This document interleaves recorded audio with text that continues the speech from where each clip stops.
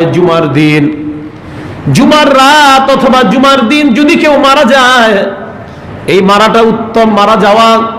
আল্লাহর নবী বলেন, মা মিন মুসলিমিন ইয়ামুতু ইয়াউমাল জুমআতি আও লাইলাতাল জুমআ ইল্লা ওয়াকাহুল্লাহু ফিতনাতাল কবরি।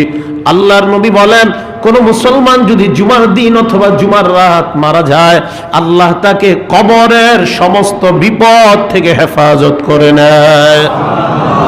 কবর, মরণের পর প্রথম ঘাটি কবর থেকে যদি হেফাজত হয়ে যান, কিয়ামতের ময়দানে আর বিপদে পড়বেন না। কবরের বিপদ থেকে রক্ষা পাওয়া মানে কিয়ামতের ময়দানেও আপনি বিপদে পড়া লাগবে না।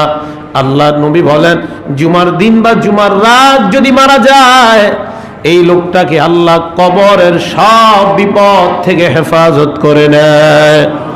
তাহলে জুমার দিন বা রাত যদি মারা যায়, বুঝতে হবে ভালো লক্ষ্য